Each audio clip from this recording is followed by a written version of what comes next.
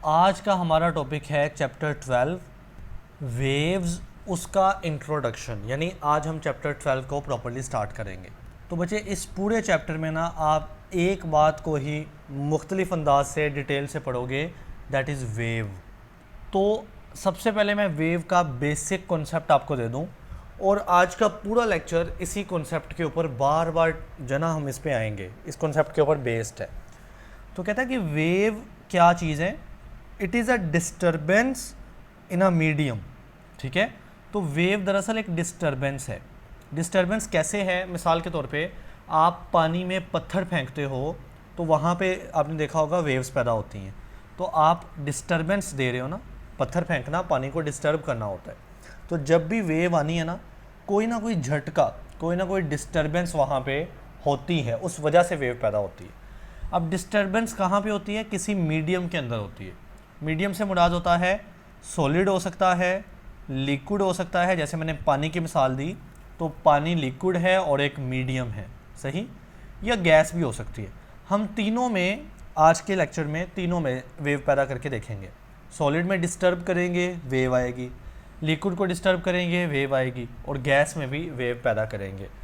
सो जब आप किसी मीडियम यानी सॉलिड, लिक्विड या गैस को डिस्टर्ब करते हो ना, that causes the particles.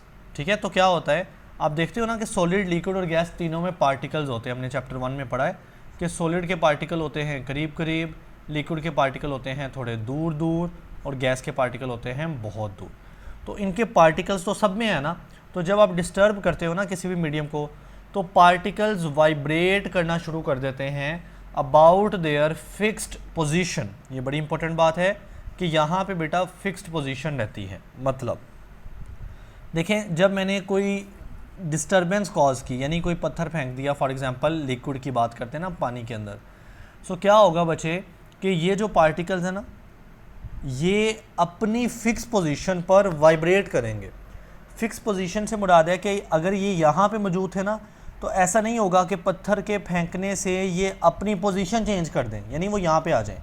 Never, वो अपनी पोजीशन चेंज नहीं करते। मतलब वो अपनी फिक्स पोजीशन पर रहते हुए जस्ट वाइब्रेट करने लग जाएंगे। अब वाइब्रेट करने से मुराद ये है कि पार्टिकल ऐसे पड़ा है ना, साइलेंट या स्टिल पड़ा है, रुका हुआ है, तो वो ऊपर या नीचे मूव करना शुरू हो जाएगा, यानी थरथराना, मूव करना शुरू हो जाएगा, लेकिन वो अपनी जगह छोड़ के आगे पीछे नहीं जाएगा। ठीक है, सो कहता है कि पार्टिकल जस्ट क्या करते हैं बेटा, वाइब्रेट करते हैं, अपनी फिक्स पोजीशन पे रहते हुए, वो चेंज नहीं करनी। अब एक और इम्पोर्टेंट बात है कि वेव्स ट्रांसफ़र करती हैं एनर्जी विदाउट ट्रांसफरिंग मैटर। तो इस बात को समझने के लिए हम 3-4 एग्जाम्पल देखेंगे और इंशाल्लाह ये बात समझ आ जाएगी। जी बेटा, तो ये जो थोड़ी लाइनें हैं ना इंट्रोडक्शन की, इसमें कोई ऐसी बात नहीं है। हम डायरेक्टली स्टार्ट करेंगे 12.1 टॉपिक, और उसमें भी हम एग्जाम्पल्स को देखेंगे क्योंकि मेन बातें हमने पढ़ ली हैं। और एग्जाम्पल कहाँ पे हैं? यहाँ पे आपको नज़र आएगा फॉर एग्जाम्पल। ठीक, अब ये एक आपको ना बेटा पानी नज़र आ रहा है, मैं आपको एक छोटी सी वीडियो दिखाता हूँ और इंशाल्लाह ये समझ आ जाएगी। जी बेटा, तो इसको हम प्ले करते हैं। ये देखें, ये एक पत्थर फेंका जा रहा है पानी के अंदर, और ये आप देख रहे हैं कि यहाँ पे ना एक गोल तरह की वेव्स पैदा हुई हैं, रिपल्स कहते हैं इसको। देखिए ये इस तरह से जो आगे को मूव कर रही हैं। दोबारा देखते हैं इसको। तो हमने यहाँ से एक पत्थर फेंका, और यहाँ पे जो पत्थर का फेंकना है वो डिस्टर्बेंस करना है ना, मैंने बताया ना डिस्टर्ब करना है हमने। और ये एक लिक्विड है, पानी है ना, तो लिक्विड यानी एक मीडियम है, तो उसमें क्या पैदा हुआ? आप देख रहे हैं ये सारे क्या वेव्स जनरेट हो रही हैं। तो ऐसे इस तरह से वेव्स यहाँ से दूर जा रही हैं। ठीक हो गया जी। तो वही बात वो लिखता है कि when a twig is dropped. Twig का मतलब होता है एक लकड़ी का छोटा सा टुकड़ा, दरख्त से उतरा हुआ, तो वो ड्रॉप करना है, यानी वो फेंकना है into still water. Still water से मुराद है रुका हुआ पानी। ठीक है, तो मैंने ट्विग की जगह पे एक स्टोन फेंक दिया, ठीक है, लकड़ी की जगह पे पत्थर फेंक दिया, एक ही बात है। तो क्या होता है कि रिपल्स पैदा हो जाती हैं पानी के अंदर। ये जैसा कि ये गोल गोल है ना, ये सारी ये वेव है, वाटर वेव कह लो, और ये बच्चे इनको रिपल्स कहते हैं। ठीक, स्प्रेड, और ये बच्चे फैलती हैं अक्रॉस द सरफेस, यानी ये इस तरह से फैलेंगी अक्रॉस द सरफेस, मतलब यहाँ से बेटा ये दूर को जाएंगी इस तरह से। ठीक है, यानी ये फैलना शुरू हो जाती हैं। As shown in the figure, तो इस फिगर की बात कर रहे हैं। So these ripples carry energy outward. अब देखिए ना, मेरी बात गौर से सुनिएगा। आपने जो पत्थर फेंका वो बिल्कुल सेंटर पे फेंका, यानी यहाँ पे, ठीक है। तो आपने एक एनर्जी से फेंका है ना उस पत्थर को, आपकी मसल की एनर्जी, आपके हाथ की एनर्जी लगी है उस पत्थर को फेंकने के लिए। और आप देख रहे हैं उस पत्थर ने यहाँ पे आके टकराया है और यहाँ से वेव्स दूर जा रही हैं और उन वेव्स के पास एनर्जी होगी। इट मीन जो हमने पत्थर को एनर्जी दी वो दूर जा रही है, और कौन लेकर जा रहा है? वेव्स लेके जा रही हैं। तो यहाँ पे मैंने आपको बोला था ना कि वेव्स ट्रांसफ़र करती हैं एनर्जी को। तो जिस तरह से आपने पत्थर फेंका, आपने उनको एनर्जी से फेंका और वो एनर्जी वेव्स ने ट्रांसफ़र कर दी, यानी वो वेव्स दूर लेकर गई हैं उनको। लेकिन बच्चे, येट द वाटर, लेकिन जो पानी खुद है ना, एंड द ट्विग, और जो पत्थर या जो लकड़ी का पीस है, रिमेन मोस्टली इन प्लेस, वो ज़्यादातर अपनी जगह पे ही रहते हैं। तो यही बात, वेव्स ट्रांसफ़र करती हैं एनर्जी को विदाउट ट्रांसफरिंग मैटर। देखिए ना, जो मैंने पत्थर फेंका, स्टोन, या मैंने जो ट्विग फेंकी, वो मैटर है, ठीक है, कोई चीज़ है, वो ट्रांसफ़र विदाउट यानी नहीं होगा। तो यही बात कि ट्विग जो है वो मोस्टली अपनी जगह पे रहती है, वो ट्रांसफ़र नहीं होती, जबकि वेव्स एनर्जी को ट्रांसफ़र कर देती है। प्लस उसने बोला जो वाटर है वो भी ट्रांसफ़र नहीं होता। अब मैंने ये भी बात की थी ना कि जो पार्टिकल्स है ना किसी भी मीडियम के, लिक्विड, सॉलिड या गैस के, वो अपनी फ़िक्स पोजीशन पे रहेंगे, यानी वो आगे ट्रांसफ़र नहीं होंगे। तो यहाँ पे अक्सर बच्चे कंफ्यूज होंगे कि यहाँ पे जो वेव्स जा रही हैं ये शायद पानी आगे को ट्रांसफ़र हो रहा है। ऐसा नहीं है। उसने क्लियरली मेंशन किया कि जो पानी खुद है ना, वाटर, वो अपनी प्लेस में रहेगा, मोस्टली रिमेन इन प्लेस, पानी ट्रांसफ़र नहीं होता। ट्विग जो आपने फेंकी या पत्थर जो आपने फेंका वो भी ट्रांसफ़र नहीं होता। तो जो आपको ये रिपल्स नज़र आ रही हैं, दरअसल ये एनर्जी है जो कि आगे को ट्रांसफ़र हो रही है। जी बच्चे, अब एग्जांपल नंबर 2 को समझते हैं। इसमें देखें गिटार है और उसकी स्ट्रिंग्स, यानी उसके ऊपर ये देखें रस्सियाँ होती हैं, यहाँ पे आपको शायद नज़र आ रहा होगा, बारीक रस्सियाँ होती हैं। तो ये हाथ है, यानी कोई बंदा है जो गिटार प्ले कर रहा है, तो वो इन रस्सियों को ना वाइब्रेट करता है। तो देखिए वहाँ पे साउंड वेव्स पैदा होती हैं, आवाज़ की वेव्स पैदा होती हैं जो कि हमारे कानों तक चली जाती हैं। तो यहाँ पे हम एक वीडियो प्ले करते हैं। ये जो रस्सियाँ हैं ना, ये इस तरह से वाइब्रेट हो रही हैं जब कोई उनको प्लग करता है, यानी रस्सी को खींच के छोड़ देना, इसको कहते हैं प्लग करना। और ये गिटार की रस्सियों का क्लोज़अप है, ठीक है। सो आप देख रहे हैं कि ये किस तरह से वाइब्रेट कर रही हैं। अब इसको समझते हैं कि ये वाइब्रेशन से क्या होता है। जी, तो जब इन रस्सियों को इस तरह से वाइब्रेट किया जाता है ना, अब आप देखो कि इनके साथ ही तो हवा ऐसे पड़ी है ना, ये सारी हवा है मिसाल के तौर पे, तो बच्चे इन हवा को भी वाइब्रेशन मिलेगी, ठीक है। तो ये हवा भी क्या करेगी, वाइब्रेट करेगी इस तरह से। और एक तरह की हवा, एक मीडियम है ना, मैंने बोला था सॉलिड, लिक्विड या गैस, तो हवा एक गैस वाला मीडियम है। तो इसमें डिस्टर्बेंस हुई है ना, डिस्टर्बेंस हुई है, ठीक, क्योंकि पहले हवा ऐसे सीधी थी, नॉर्मल थी, वो स्टेबल थी, लेकिन जैसे ही रस्सियों ने वाइब्रेट किया तो उनके गिर्द हवा भी वाइब्रेट कर गई, और इस तरह से वाइब्रेशन से वेव पैदा हो गई, जिसका नाम हम साउंड वेव रख देते हैं। और ये वेव आगे जाएगी कान या ईयर तक, और इस तरह से हमें साउंड सुनाई देगी जो कि ये गिटार पैदा कर रहा है। जी, तो कहता है अ सिमिलर इफेक्ट, यानी इस तरह का एक इफेक्ट हमें देखने को मिलता है, occur when sound wave with sound waves, ठीक है। When a guitar string is plucked, जब एक गिटार की स्ट्रिंग यानी रस्सी को प्लग किया जाता है ना, खींचा जाता है और छोड़ा जाता है, इट क्रिएट्स वाइब्रेशंस। तो आपने वीडियो में देखा वो किस तरह से वाइब्रेट कर रही थी, that travel through the air, और वही वाइब्रेशन एयर में चली जाती है, क्योंकि जो रस्सी है उसके गिर्द हवा पड़ी हुई है ना, हवा तो हर जगह है, तो वही वाइब्रेशन उस एयर में ट्रैवल कर जाती है एज साउंड वेव, और आवाज़ यानी साउंड वेव्स की शक्ल में, ठीक है। अब फिगर जो आगे मैंने दिखाई वो वही बात कर रहा है। The air particles do not move, तो वही बात कि जो मीडियम है ना वो खुद मूव नहीं करता। मैंने बताया था ना कि उसके जो पार्टिकल्स होते हैं ना, पार्टिकल्स वो फिक्स्ड पोजीशन पे रहते हैं, वो मूव नहीं करते। ऐसा लगता है कि वो मूव कर रहे हैं, जैसे ऐसा लग रहा था ना कि पानी आगे मूव कर रहा है, तो ऐसा है नहीं, पानी मूव नहीं कर रहा, बस एनर्जी मूव कर रही है यहाँ पे, ठीक है। सो कहता है कि जो एयर पार्टिकल्स हैं वो डू नॉट मूव, वो खुद मूव नहीं करते टूवर्ड्स आवर ईयर्स, हमारे कानों की तरफ। इंस्टेड क्या होता है, दे वाइब्रेट इन प्लेस, वो अपनी जगह पे ही रहकर वाइब्रेट करते रहते हैं बस।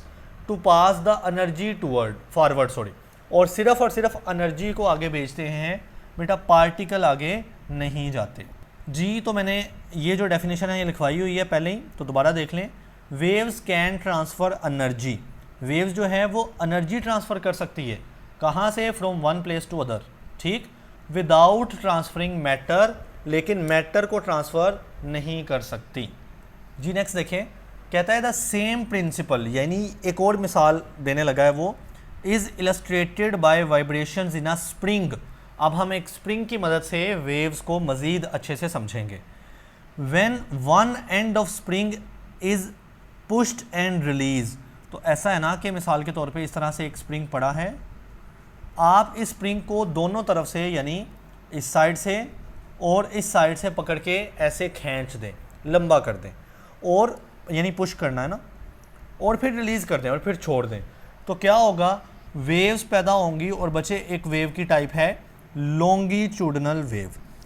अगले लेक्चर में पढ़ाऊंगा डिटेल से, लेकिन आज के लेक्चर में लॉन्गिट्यूडनल वेव की जस्ट बेसिक बातें करेंगे, ठीक है। तो कहता है कि जब आप इस तरह से स्प्रिंग को ऐसे पकड़ के लंबा करते हैं, खींचते हैं और फिर छोड़ देते हैं, तो क्या होता है कि यहाँ पे कौन सी वेव पैदा होती है, लॉन्गिट्यूडनल वेव, यानी वेव की एक टाइप, सिंपल। वो मूव करती है थ्रू द स्प्रिंग, यानी स्प्रिंग के अंदर वो ऐसे ऐसे मूव करनी शुरू हो जाती है, as shown in the figure 12.4। तो ये रही फिगर हमारे पास 12.4। अब देखिए ये एक स्प्रिंग उसने बनाया है और उसने क्या किया, पहले उसको खींचा और फिर छोड़ दिया। तो आप देख रहे हो कि स्प्रिंग के कुछ हिस्से ऐसे हैं जो कि करीब करीब आ चुके हैं, जहाँ पे स्प्रिंग के पार्टिकल्स करीब करीब आ गए हैं, और कुछ हिस्से ऐसे भी हैं जहाँ पे वो इस तरह से दूर दूर हो गए, ठीक है। तो मैं आपको एक वीडियो दिखाता हूँ जिसमें ये सारा समझ आएगा। जी बच्चे, तो इसको प्ले करते हैं।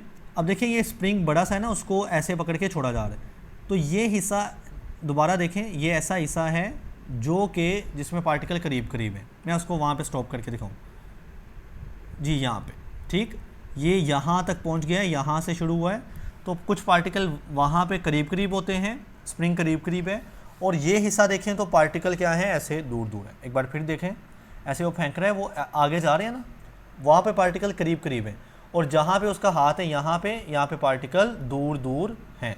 जी तो बच्चे, ये लॉन्गिट्यूडनल वेव कहलाती है। जब आप स्प्रिंग को इस तरह से मूव करवाते हैं ना, जैसे वो हाथ को आगे को पुश कर रहा है, तो ऐसा हो रहा है कि जो स्प्रिंग है ना उसके कुछ हिस्से करीब करीब आ गए, कंप्रेस हो गए, लिहाजा उन हिस्सों को बोलते हैं कंप्रेशन। कंप्रेस हो जाना यानी दब जाना, करीब करीब आ जाना। और बच्चे जो कुछ हिस्से ऐसे हैं जो दूर दूर, यानी जिनके दरमियान क्लियर फासले आ गए हैं, स्पेसिस आ गई हैं, उनका नाम है रेयरफेक्शन। तो लॉन्गिट्यूडनल वेव की पहचान ही यही होती है कि उसमें कुछ हिस्से करीब करीब यानी कंप्रेशन के होते हैं, और कुछ हिस्से दूर दूर यानी रेयरफेक्शन के पैदा हो जाते हैं, ठीक है। सो ये एक वेव है ना। अब वेव की सारी चीज़ें यहाँ पे पूरी हो रही हैं, क्या कि यहाँ पे आप डिस्टर्बेंस से वेव क्रिएट कर रहे हो ना, डिस्टर्बेंस से। तो अब ये वेव ऐसी है जो कि एक सॉलिड के अंदर पैदा हो रही है, क्योंकि जो स्प्रिंग है वो एक सॉलिड चीज़ है ना। तो मैंने बताया, मैंने आपको लिक्विड की भी मिसाल देनी है, गैस की भी, सॉलिड की भी। लिक्विड की बच्चे मैंने मिसाल दी पानी में वेव्स, गैस की मिसाल दी मैंने साउंड वेव्स, ये रही जो हवा से होते हुए ना, गैस से होते हुए आ रही है हमारे पास। और स्प्रिंग की वेव्स जो हैं वो सॉलिड की हैं मिसाल, ठीक है। अब हमने डिस्टर्बेंस किया ना, जब वो अपने हाथ को ऐसे ऐसे मूव कर रहा है, तो दरअसल वो सॉलिड या स्प्रिंग को क्या कर रहा है, डिस्टर्ब कर रहा है, और उससे एक वेव्स पैदा हो रही है। अब यहाँ पे सिर्फ एनर्जी आगे ट्रांसफ़र हो रही है, स्प्रिंग आगे ट्रांसफ़र नहीं हो रहा, यानी वही बात कि वेव एनर्जी को आगे ट्रांसफ़र करती है, मैटर को ट्रांसफ़र नहीं करती। जी तो कहता है कि जो स्प्रिंग है ना वो डेवलप कर लेता है regions of compression, compression develop कर लेता है जहाँ पे where the coils are close together. Coil mean spring के अंदर जो इस तरह से कोयल होती है ना, यानी घूमे हुए छल्ले कहलें चले, वो क्लोज होते हैं ना, तो उनको बोलते हैं कंप्रेशन। और इस वेव में रेयरफेक्शन भी पैदा होते हैं, जहाँ पे जो कोयल्स होते हैं ना वो स्प्रेड आउट यानी थोड़े दूर दूर होते हैं, ठीक हो गया। जी तो कहता है कि ये जो कंप्रेशन और रेयरफेक्शन है ना, ट्रैवल करते हैं अलोंग द स्प्रिंग। आपने देखा ना, वो कंप्रेशन किस तरह से आगे जा रहा है और रेयरफेक्शन फिर हाथ पे रह जाता है, तो ये ट्रैवल करते हैं।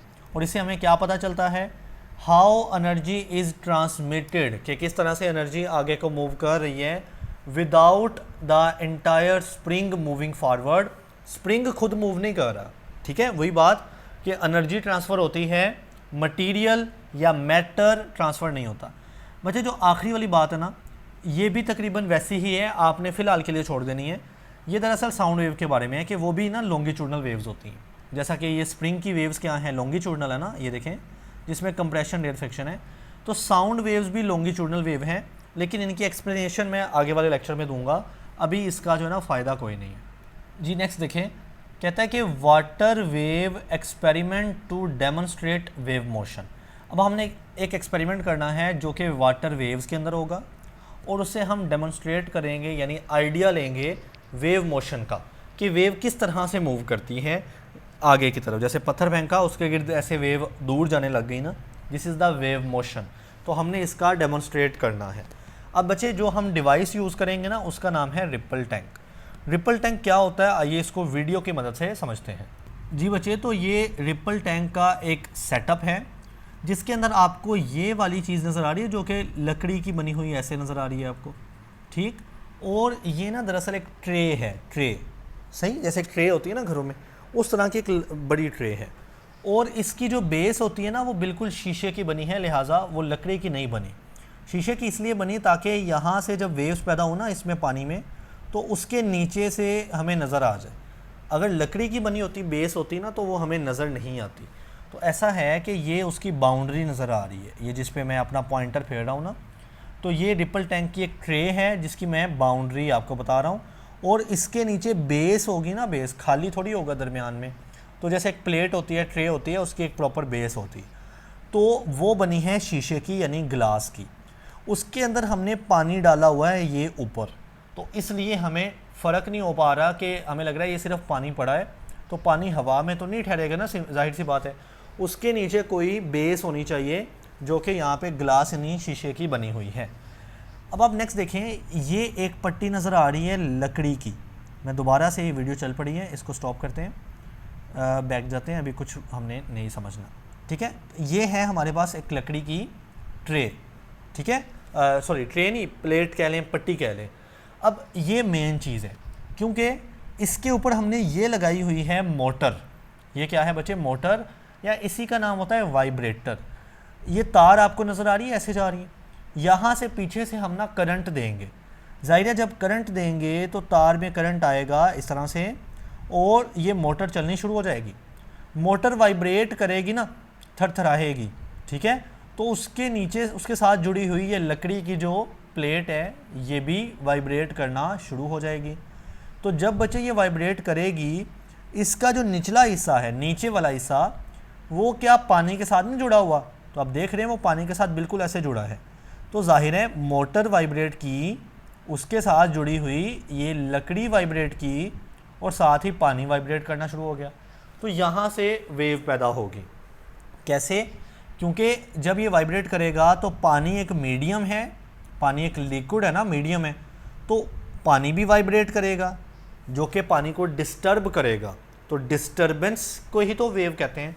तो अब ऐसा होगा कि ऐसे लंबी लंबी वेव्स इस पानी में पैदा हो जाएंगी, ठीक है। लंबी क्यों? क्योंकि ये जो पट्टी है ना लकड़ी की, ये भी लंबी है, तो वो अपनी शक्ल जैसी वेव पैदा करेगी। अब ऊपर हमने यहाँ पे एक लैंप लगाया हुआ है, ये देखें लैंप यानी एक बल्ब लगाया हुआ है। तो वो बल्ब की रोशनी इन वेव्स के ऊपर पड़ेगी, और उनका वेव का जो साया होगा, जो उनका अक्स या रिफ्लेक्शन होगा, वो नीचे ज़मीन के ऊपर पड़ेगा। और हम ज़मीन के ऊपर एक पेपर रख देंगे बिल्कुल वाइट कलर का, ठीक है, सिंपल सादा पेपर, उस पर कोई लाइनें नहीं होंगी। तो आप देखेंगे कि उस वाइट पेपर के ऊपर आपको इस तरह से वेव्स पैदा होंगी जो कि ऊपर वाले की एक इमेज होगी, ठीक है। तो आइए इसको देखते हैं। देखिए ये लैंप है जिसको वो मेंशन कर रहा है। अब ये वो कह रहा है कि ये वाइब्रेटर है, जिसको मैं मोटर कह रहा था। अब नेक्स्ट देखें, ये है, कहता है कि स्ट्रेट वेव डिपर, यानी एक लकड़ी का पीस है जिसमें स्ट्रेट यानी लंबी लंबी सीधी वेव्स जनरेट होनी है। उसके बाद ये है वाटर सरफेस, ये सारा है पानी। पानी किसके ऊपर पड़ा हुआ है? एक ट्रे की बेस के ऊपर पड़ा है जो कि ग्लास की बनी हुई है। सही है। आगे देखें, ये कहता है शैलो वाटर ट्रे। इसको पीछे करते हैं, आई होप ये आपको नज़र आ रहा होगा। थोड़ा सा पीछे जाते हैं बच्चे। यहाँ पे एक लफ्ज़ है, ये पीछे हो नहीं रहा वैसे, शैलो वाटर ट्रे। लफ्ज़ शैलो का मतलब होता है कम गहरा, यानी पानी इतना गहरा नहीं लेना, इतना डीप नहीं लेना कि उसमें मौजूद वेव्स आपको नज़र ही ना आए। ऐसा ही होता है ना कि समुंदर की जो ऊपर वाली वेव्स होती है ना, जिसमें गहराई नहीं होती, वो आपको इजीली नज़र आ जाती हैं, जबकि गहराई वाली वेव्स नज़र नहीं आती। तो यहाँ भी आई होप आप थोड़ा बहुत देख पा रहे होंगे, यहाँ लिखा है शैलो वाटर ट्रे, यानी एक ऐसी ट्रे है जिसके अंदर पानी जब डालेंगे ना वाटर, तो वो शैलो रहेगा। शैलो मीन्स उसकी कोई इतनी गहराई नहीं होगी। ठीक है। उसके बाद देखें, अब हमने मोटर चला दी है और किस तरह से ये वाइब्रेट कर रही है और आगे इस तरह से ये वेव्स आपको नज़र आएंगी। गौर से देखना है आपने। ये देखें, ये सारी वेव्स आपको नज़र आ रही हैं। जब मोटर वाइब्रेट कर रही है उसके साथ जुड़ी हुई लकड़ी की प्लेट वाइब्रेट कर रही है। और अब देखें कितनी क्लियर वेव पैदा हो रही हैं जो कि दूर जा रही हैं। ठीक है जी। तो बच्चे यहाँ से आपने पढ़ना है, कहता है इन दिस सेटअप, ये जो रिपल टैंक का सेटअप है ना, a shallow tray is filled with water, यानी ये जो शैलो ट्रे है ना, हम इसको भर लेते हैं किसके साथ? पानी के साथ। शैलो का मतलब मैंने बताया ना कि ये इतनी गहरी नहीं होती, वो इसलिए कि जितनी गहरी होती ना उतना ज़्यादा हमें वेव्स ऑब्जर्व करने में मुश्किल पेश आती। ऑफ अ यूनिफॉर्म डेप्थ, और जो पानी होगा या जो शैलो ट्रे होगी उसकी जो गहराई होगी वो बिल्कुल यूनिफॉर्म होगी। ऐसा नहीं है कि कहीं से वो ज़्यादा गहरा होगा, कहीं से वो कम गहरा, ये नहीं होना। एक बार वो इस लगे हुए जो लकड़ी का जो पट्टी कह रहा था ना मैं, ये वाली, इसको बोल रहा है बार। ठीक है। कनेक्टेड टू अ मोटर, जिसके ऊपर ये लगी है मोटर, जिसको वो वाइब्रेटर लिखता है। वाइब्रेट, ये जो मोटर है ये वाइब्रेट करती हैं अप एंड डाउन जेंटली। मैंने दिखाया था ना वो किस तरह से ऊपर नीचे मूव कर रही है ऑन द वाटर सरफेस, और वो पानी के सरफेस के ऊपर लगी हुई है। दिस डिस्टर्बेंस, इससे पानी क्या होता है? डिस्टर्ब हो जाता है। जनरेट रिपल्स, तो पानी के अंदर वेव्स या रिपल्स जनरेट हो जाते हैं। रिपल्स कह लो या वेव करस्ट कह लो, एक ही बात है। ठीक है। दैट स्प्रेड आउटवर्ड, जो कि आउटवर्ड कहते हैं बाहर को, यानी दूर की तरफ स्प्रेड होने यानी फैलने लग जाते हैं अक्रॉस द वाटर सरफेस, यानी पानी के ऊपर।